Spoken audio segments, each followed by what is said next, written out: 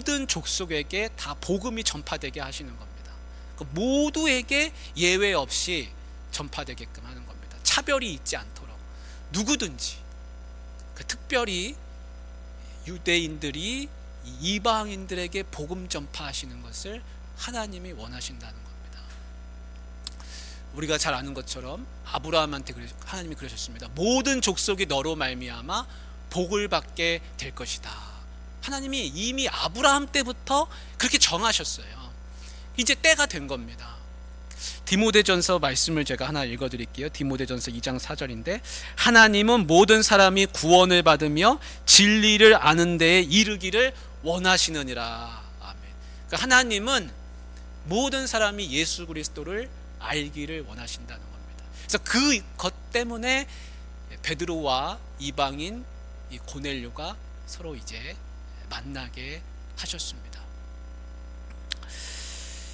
베드로는 환상을 보았습니다. 기도하는 중에 하나님이 밑작업을 하신 것 중에 먼저 중요하게 여겼던 게 뭐냐면, 고넬료와 베드로가 서로 만난다 하더라도 마음문이 열리지 않으면 아무 소용이 없는 것이죠. 그래서 하나님은 그들의 마음의 문을 활짝 여시는데, 어떤 방법으로 여셨는가?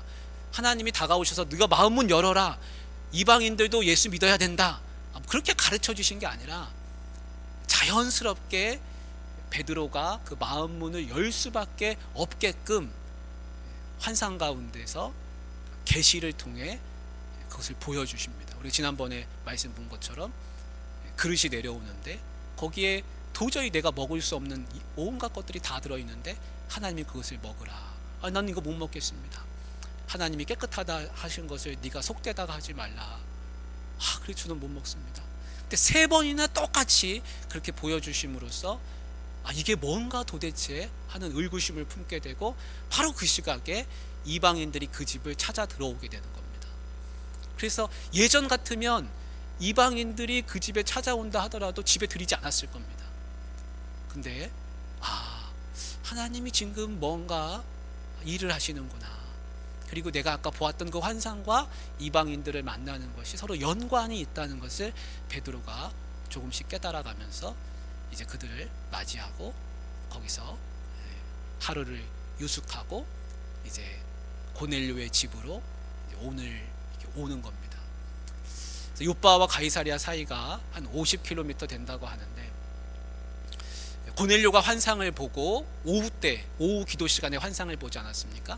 그래서 그날 바로 종 둘과 자기가 잘 아끼는 경건한 부하 한 사람을 요빠에 보내서 그들이 그 다음날 도착을 하고, 그 다음날 정오 시간에 베드로가 기도할 때 만남이 있었죠. 그리고 거기서 유숙을 하고 다시 꼭 그 다음날 이제 도착을 하는, 그런 한 사흘 정도 걸리는 이 여정 가운데서 드디어 이제 만남을 갖게 됐습니다. 우리가 이걸 한번 생각해 보면 좋겠습니다. 그 두 사람이 서로 만나게 됐는데, 그 두 사람이 언제 하나님이 역사하셨는가 하는 겁니다. 고넬료도 기도할 때 하나님이 그에게 환상을 보여주셨습니다. 그리고 베드로도 똑같이 기도할 때 그에게 환상을 보여주셨습니다. 그래서 고넬료는 환상을 보고 그것을 환상을 본 것을 순종해서 환상 가운데서 천사의 말을 듣고 자기의 종들을 보냈고, 베드로는 기도하면서 환상을 보고 거기서 마음 문이 열리게 됐습니다. 그러니까 우리가 잘 한번 생각해 보면, 하나님이 이 두 사람을 만나게 하셨는데 그 두 사람이 만날 수 있게 된 그 어떤 그 동기나 그런 것들을 보면 그들이 기도할 때 하나님이 역사하셨다는 것을 알 수 있습니다. 고넬료가 기도했고 순종했고요, 베드로도 기도했고 환상 보고 순종했습니다. 그래서 기도를 통하지 않고서는 이런 일이 일어나지 않는다는 것을 우리가 금방 알 수 있습니다. 두 사람이 아무리 만나려고 해도, 하나님이 만나게 하시려고 해도요, 그 두 사람이 하나님을 찾고 구하고 기도하는 삶을 살지 않았다면 이런 일이 일어날 수가 없는 겁니다. 그래서 하나님이 기도하실 때 역사하신다는 걸 우리는 분명히 알 수 있습니다. 두 사람은 만나기 전까지는 하나님이 무슨 일을 하시는지 알지 못했습니다. 베드로도 기도할 때 고넬료가 있는 가이사랴에서 무슨 일이 일어나는지 베드로 몰랐죠. 고넬료도 기도할 때요, 요바에 베드로가 와 있는지 알 수 없었습니다. 그래서 이들이 모르고 있었지만, 서로에 대해서 알지 못한 채로 그냥 기도하고 있었지만 하나님은 저 배후의 가운데서 일하고 계셨다는 걸 알 수 있습니다. 여러분, 내가 기도할 때 하나님 뭐 하시나, 왜 기도를 안 들어주시나, 그렇지만 하나님은 그 기도를 만들어 가실 수 있습니다. 하나님은 그 배후 가운데서 일하고 계시다는 것을 우리는 신뢰해야 됩니다. 그런 신뢰가 없으면 기도를 계속할 수 없습니다. 하나님은 내가 기도할 때 이 기도를 들으신다. 하나님은 일하고 계신다. 나는 비록 그걸 눈으로 보지는 못해요. 나는 느낄 수 없습니다. 베드로와 고넬료가 서로 마찬가지였습니다. 그러나 때가 되니까 하나님 역사하시지 않습니까? 그래서 우리는 하나님은 여전히 일하고 계시다. 이쪽에서도 저쪽에서도 요바와 가이사랴 사이에서 일하고 계신 하나님을 우리가 이 말씀을 통해서 볼 수가 있습니다.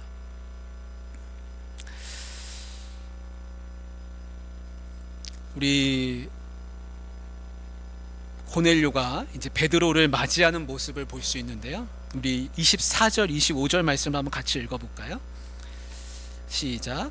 이튿날 가이사랴에 들어가니 고넬료가 그의 친척과 가까운 친구들을 모아 기다리더니 마침 베드로가 들어올 때 고넬료가 맞아 발 앞에 엎드려 절하니. 여러분, 드디어 이제 두 사람이 만났습니다. 만났는데 고넬료가 어떻게 하고 있었습니까? 어떻게 베드로를 맞이할 준비를 하고 있었습니까? 자기 친척들과 자기의 가까운 친구들을 집에 다 모아놓고 있었습니다. 그리고 베드로가 오니까 마중 나가서, 그 앞에 나가서 베드로에게 절을 했습니다. 우리가 이걸 보면요, 고넬료가 어떤 마음으로 그 베드로를 계속해서 기다리고 있었는지를 우리가 알 수 있습니다. 그러니까 자기가 종을 보내놓고 그 종이 갔다가 가면서 하루 자고 도착해서 요바에 가서 또 하루 자고 그 다음날 또 도착을 하는데, 이 과정 중에 고넬료는 뭐 하고 있었는가? 자기의 친척들과 친구들에게 내가 이런 꿈을 봤고 한 천사의 계시를 들었고, 그러니까 너희가 빨리 내 집으로 다 모여야 된다. 이건 너무 중요한 일이다. 여러분, 고넬료는 그러고 있었다는 겁니다. 여러분, 고넬료는 그냥 호기심으로 베드로를 만나는 게 절대 아니라는 걸 알 수 있습니다. 베드로가 왔을 때 그 앞에 엎드려 가지고 우리 집에 잘 왔습니다, 내가 이렇게 기다리고 있었습니다, 그렇게 하는 모습을 볼 때 고넬료가 그 마음가짐이 어땠는지를 우리가 알 수 있습니다. 여러분, 하나님이 어떤 사람에게 은혜를 베푸시고 어떤 사람에게 만남의 복을 허락해 주시겠습니까? 이런 고넬료 같은 사람이지 않겠습니까? 하나님의 말씀을 듣고 그 말씀이 도대체 무엇을 의미하는지를 아주 마음 가운데 하나님 역사하시는구나, 그걸 기대하면서 있었다는 겁니다. 만약에 베드로가 그 고넬료가 기대했던 것에 미치지 못했다면, 베드로를 만났는데 뭐 일반 그냥 유대인을 만난 거나 별반 다르지 않았다면 아마 고넬료는 자기 가까운 친구들이나 친척들로부터 뭐 이것 때문에 나를 불렀냐고 아마 그런 핀잔을 들었을지도 모릅니다. 고넬료는요, 너무 진지합니다. 마음 가운데서 이것이 너무나 귀한 일이라는 것을 마음 가운데 새기고 지금 기대하고 설레이는 마음으로 하나님을 마치 영접하는 것과 같은 그런 자세와 모양으로 지금 사람들을 불러놓고 기다리고 있었다는 겁니다. 그러니까 하나님이 역사 안 하실 수가 없죠. 은혜를 안 받을 수가 없죠. 성령의 임재가 없을 수가 없죠. 고넬료 입장에서 보면요, 베드로는 너무 천한 사람입니다. 사실 별로 만날 일이 없는 사람이죠. 자기는 로마 사람이잖아요. 이탈리아에서, 본토에서 온 로마, 진짜 로마 사람이고 정복자이고 군인이고, 여기는 한낱 유대인에 지나지 않는 뭐 귀족도 아니고, 근데 하나님의 그 계시를 들었기 때문에 그 영적 권위 앞에 엎드리는 겁니다. 인간적으로 보면은 그렇게 할 일은 없을 거예요. 그러나 영적 권위가 그에게 있다는 것을 알고 바짝 엎드리면서 마치 하나님을 영접하는 것처럼 그렇게 엎드렸습니다. 그러니까 베드로가 깜짝 놀랐습니다. 아니, 왜 이러십니까? 나도 사람입니다 하면서 그를 이렇게 세우지 않습니까? 뭐 베드로가 의시되거나 뭐 우쭐대거나 뭐 영적 권위를 내세우거나 뭐 이런 거 하나 없습니다. 나도 사람입니다, 이러지 마십시오. 그러면서 그를 일으키는 모습을 볼 수가 있습니다. 베드로가 이제 솔직하게 이야기합니다. 뭘 솔직하게 얘기하냐면, 자기는 여기에 사실은 오고 싶지 않았다는 걸 얘기해요. 나는 이 자리가 불편한 자리라, 굉장히 예외적인 자리라는 것을 이제 이야기합니다. 그래서 뭐라고 하고 있습니까? 28절에 한번 보십시오. 28절에 이르되 유대인으로서, 지금 고넬료와 거기 모여있는 사람들한테 하는 겁니다. 내가 유대인으로서 이방인과 교제하며 가까이 하는 것이 위법인 줄은 너희도 알거니와 하나님께서 내게 지시하사 아무도 속되다 하거나 깨끗하지 않다 하지 말라 하시기로, 그래서 내가 여기 지금 왔다라는 겁니다. 그러니까 베드로도 자기 의지로 온 게 아니라 순종해가지고, 그래서 지금 사실 와 있는 겁니다. 그래서 29절에 보면은 이렇게 이야기해요. 무슨 일로 나를 불렀느냐, 이렇게 얘기합니다. 여러분, 베드로가 복음을 전하려고 하는 마음이 많이 있는 사람이에요. 그래서 여기저기 다니면서 사람도 일으키고 병도 고치고 뭐 사마리아 마을도 다녔고 그렇게 전도를 했었거든요. 근데 이 로마 사람들을 만나서는 묻는 말이 이겁니다. 무슨 일로 나를 불렀느냐. 29절에 그렇게 말씀하고 있어요. 왜 나를 불렀습니까? 사실 베드로의 마음도 편하진 않습니다. 만약에 이것이 잘못되면 자기가 많은 비난을 받을 걸 알기 때문에 그래요. 그리고 지금까지 그렇게 살지 않았기 때문에 이것이 너무 낯선 일입니다. 그렇지만 순종하는 마음으로 지금 와 있는 것이죠. 그래서 베드로도 지금 이 상황이 어떤 상황인지 정확하게 알지 못하는 가운데 있습니다. 근데 이런 상황에서 이제 고넬료가 자기가 보았던 그 천사의 이야기를 하는 겁니다. 내가 기도 시간에 기도하고 있었는데 천사가 나타나서 당신을 모셔오라 했습니다. 그 이야기를 하는 겁니다. 그 이야기를 듣고 베드로가 깜짝 놀랍니다. 그래서 놀라서 하는 말이 뭡니까? 하나님이 사람을 외모로 취하지 아니하심을 내가 이제야 알았습니다. 이방인이나 거기서 말하는 외모는 이 얼굴 외모가 아니라 사람에게 갖고 있는 이방인이나 유대인이나 그런 혈통을 말하는 겁니다. 혈통.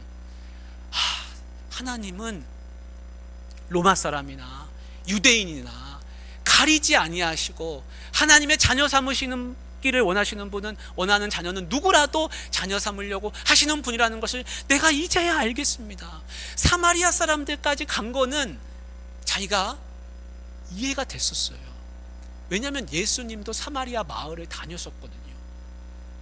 그리고 사마리아 사람들은 모세 오경을 믿어요. 비록 그들이 혼혈족이라 다 꺼리는 사람들이긴 하지만, 그러나 사마리아 사람들까지는 괜찮았어요.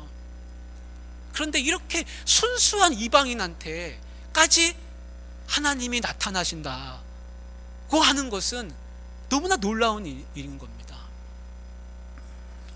고넬료가요 이렇게 고백을 했습니다.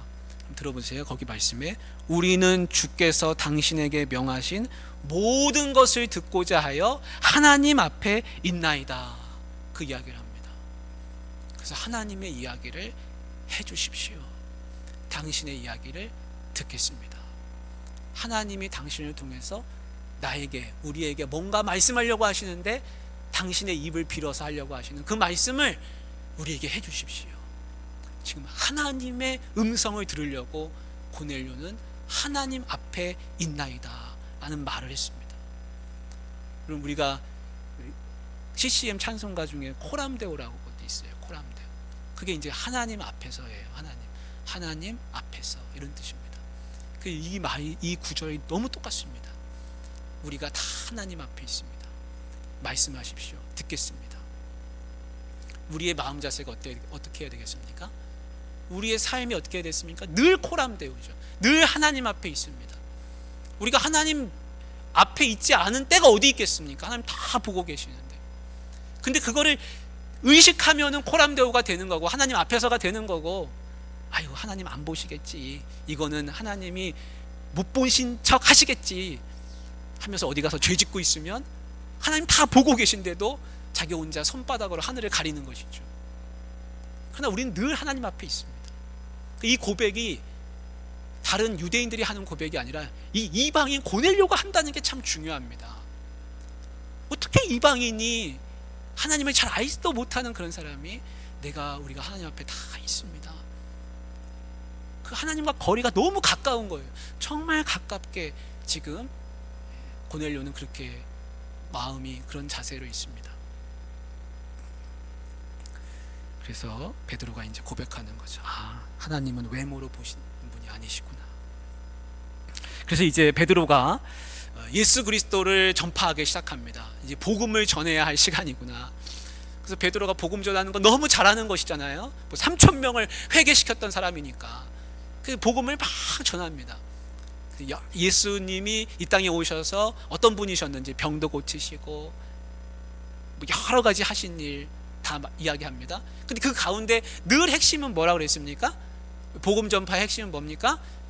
예수 그리스도의 죽으심과 부활하심, 그걸 전하는 겁니다.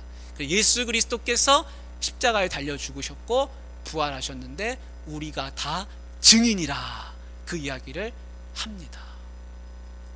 그게 진짜 복음이에요. 예수 그리스도가 죽으셨다가 예수님 살아나셨습니다. 여러분 어디 가서든지 그걸 말할 수 있으면 복음을 전하는 거예요. 나는 그걸 믿습니다. 예수님 죽으셨고 예수님 살아나셨습니다. 산자와 죽은 자의 재판장이 예수 그리스도십니다. 우리 다 누구든지 예수 그리스도 앞에 가게 됩니다. 왜냐하면 예수님 살아계시기 때문입니다. 하나님 보좌 앞에, 예수님 앞에 다 가야 됩니다. 예수님 믿으십시오. 그게 복음입니다. 그걸 누구한테든지 다 전하실 수가 있으면 됩니다. 그리고 이런 이야기도 해요. 하나님께서 영적으로 충만하게 하신다는 이야기를 이제 하는 겁니다. 성령의 임재가 이제 있게 됩니다. 이 말을 하고 있을 때 사실 베드로가 이전에 전했던 그 복음의 내용들을 보면 예수님의 죽으심과 부활하심, 그리고 그 이후에 너희가 회개하면 죄사함을 받고 그리고 성령의 선물을 받을 것이다 라는 이야기를 했었습니다. 근데 베드로가 다 말하지 않고 예수님의 죽으심과 부활하심과 예수님이 재판장이 되시고 예수님을 믿으면 죄사함을 받는다라는 것까지 얘기했는데 그때 바로 성령의 임재가 있게 됩니다. 사실 베드로는 뒤에 더 전하고 싶은 말이 있었을 겁니다. 아마 뒤에 회개하라는 이야기까지 하고 싶었을 거예요. 근데 예수님을 믿으면 죄사함을 받는다까지 얘기하니까 그때 바로 성령의 임재가 임하게 됩니다. 그리고 예수님의 재림에 대해서도 또 이야기하고 싶었을 거예요. 예수님 다시 오시기로 하셨다. 근데 얼마나 하나님께서 급하게 역사하셨는지 33절 거기 중간에 끊어지지 않습니까? 아직 다 말을 못했어요, 사실은. 그래서 10장 33절에 33절이 아니고요 44절입니다. 43절 그에 대하여 모든 선지자도 증언하되 그를 믿는 사람들이 다 그의 이름을 힘입어 죄사함을 받는다 하였느니라. 이 죄사함까지 이야기하고 나니까 바로 성령의 역사가 임하게 됩니다. 베드로도 전혀 예상하지 못한 일이었을 겁니다. 세례 복음을 전하고 이 고넬료와 이 사람들이 그러면 우리가 잘못했습니다. 우리가 회개하겠습니다. 우리 로마 군인들이 당신의 주님 되시는 예수 그리스도를 십자가에 못 박은 것을 회개합니다. 뭐 이런 회개가 좀 나오고, 그러고 나서 더 복음이 전파되고 나서 뒤에 할 말이 더 있을 것 같은데 아주 급하게 성령의 임재가 임하는 모습을 볼 수 있습니다. 그러니까 이거를 보면요, 하나님이 얼마나 고넬료에게 성령 부어주시기를 원하셨는지를 알 수가 있습니다. 하나님이 정말 원하고 계셨다는 거예요. 그러니까 하나님이 환상 가운데 그들의 기도를 통해서 이쪽에서도 저쪽에서도 나타나시고 그 두 사람이 만나게 하시고, 그 복음을 듣자마자 세례를 받기 전인데도 성령의 임재가 먼저 임하게 되는 것을 볼 수가 있습니다. 아마도 그것은 이 고넬료와 사람들이 굉장히 경건한 사람들이었기 때문에 하나님이 그들의 그릇이 깨끗함을 보시고 성령의 임재가 임했으리라, 우리가 그렇게 생각해 볼 수가 있습니다. 우리가 이 말씀을 통해서요, 단순한 걸 알 수 있습니다. 그건 뭐냐면 전하지 않으면 절대 듣지 못한다는 겁니다. 이 말씀을 묵상하면서 의아한 게 그런 겁니다. 분명히 고넬료가 기도할 때 천사가 나타나서 요빠에 가면, 어디 가면 베드로가 있으니 그를 데려다가 이야기를 들으라고, 그걸 다 가르쳐주지 않습니까? 아니, 그렇게 자세하게 가르쳐줄 정도면 그냥 천사가 나타나서 예수님을 전하면 되는 거 아닙니까?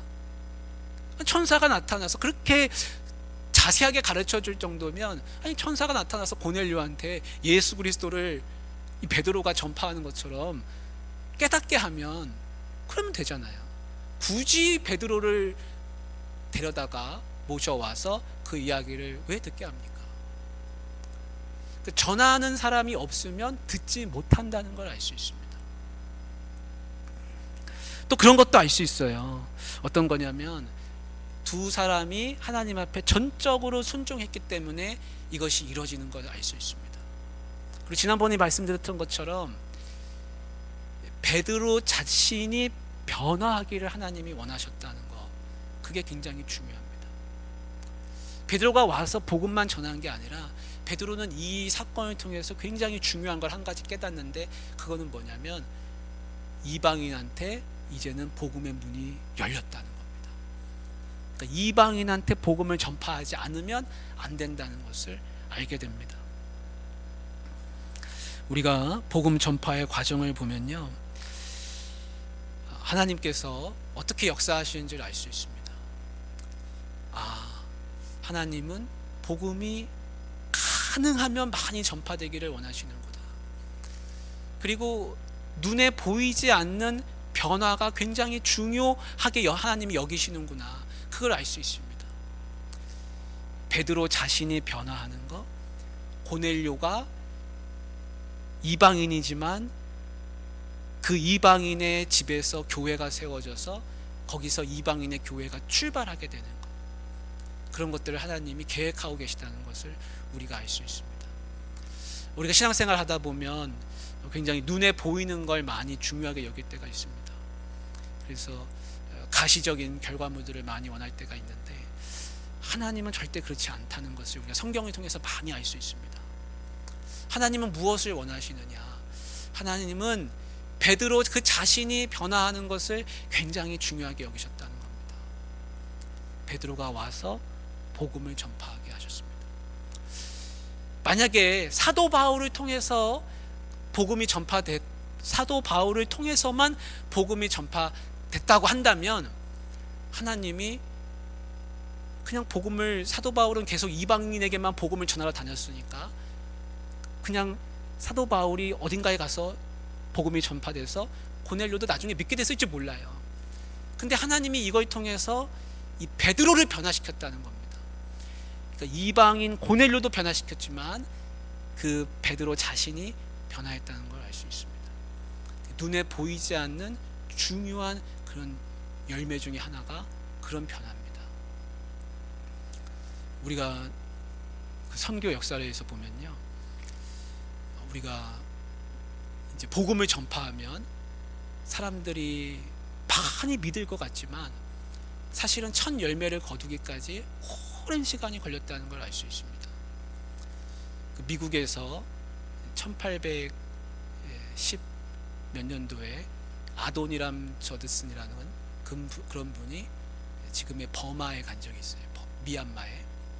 미얀마에 갔는데 한 명의 개종자를 얻기까지 6년이 걸렸습니다. 6년.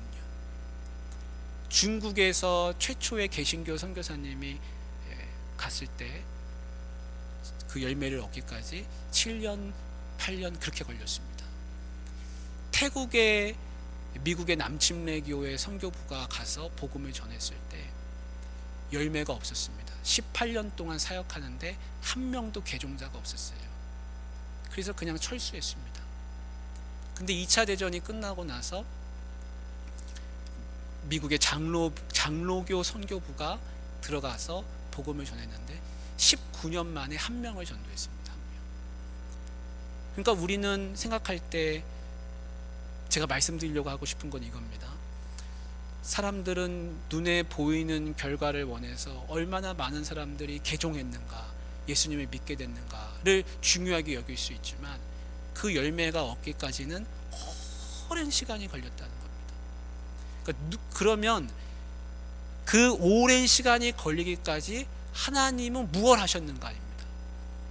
그리고 거기서 인생을 바친 그 선교사님이 거기서 인생을 바쳤는데 거기서 인생을 바치면서 사역을 하는데 하나님은 도대체 그 오랜 시간 동안 한 명의 개종자를 얻기까지 하나님은 무엇을 하셨는가 합니다. 그러니까 눈에 보이지 않는 결과물이 훨씬 더 많다는 걸 우리는 알 수 있습니다. 그거를 그 개종자의 숫자로 측정할 수 없다는 겁니다. 여러분, 등대지기가 하루 종일 등대에 불을 펴놓고 거기서 지키고 있었습니다. 근데 배가 한 척도 안 지나간 거예요. 그러면 그 등대지기는 거기서 밤새도록 수고했는데 헛고생한 겁니까? 배가 한 대도 안 지나갔다고 해서? 아니죠. 헛고생이 아닙니다. 그 자리를 지킨 것만으로도 잘한 거죠. 선교사님이 거기 태국에 가서 18년 동안 19년 동안 그 자리를 지킨 것만으로도 잘한 겁니다. 우리가 신앙생활하면서 눈에 보이는 결과로 모든 것을 측정하려고 하면 안 되고 보이지 않는 것이 훨씬 더 많다는 것을 우리는 늘 기억해야 됩니다. 그래서 고넬료의 가족이 지금 이제 개종을 하고 여기서 회심을 하고 성령으로 충만하게 되고 하나님을 높이면서 이 가정이 이제 교회가 세워졌습니다. 이방인 교회가 여기 가이사랴에 이 고넬료의 가정을 통해 세워졌는데 보이지 않는 열매, 그거는 뭐냐면 베드로가 바뀌었다는 겁니다. 이게 훨씬 더 중요합니다. 그래서 나중에 보면 이방인을 어떻게 전도할 것인가에 대해서 이 베드로가 마음의 문이 열려 있다는 걸 알 수 있습니다. 그래서 이방인을 전도할 때에는 율법을 그들에게 요구하지 않는다라는 것을 그들이 결정하게 되는데 베드로가 이 사건을 겪었기 때문에 그것을 이방인들에게 율법을 그들에게는 요구하지 않는다는 결정을 할 수가 있게 되는 겁니다. 그래서 우리가 지금 유대인들이 지켰던 그 율법하고는 전혀 무관하게 신앙생활하고 있는 이유가 뭐냐면 바로 이 베드로가 고넬료의 가정이 성령으로 충만하게 되는 것을 경험하게 되면서 율법이 이제는 더 이상 성령 받는데 절대 어떤 영향을 주지 않는다는 걸 몸으로 느꼈기 때문에, 경험했기 때문에 그렇습니다. 사랑하는 우리 귀한 성도님들, 우리가 어떻게 살아야겠습니까? 하나님 앞에서 고넬료의 가정처럼 호람되어 하면서 우리는 하나님 앞에 있습니다, 그렇게 고백하면서 나아가실 수 있기를 바랍니다. 그리고 성령으로 충만해서 이들이 뭐 했습니까? 하나님을 높였다 그랬습니다. 우리가 늘 하나님을 높이면서 그 고넬료의 가정처럼 세움받기를 주님의 이름으로 축복합니다. 같이 좀 기도하겠습니다.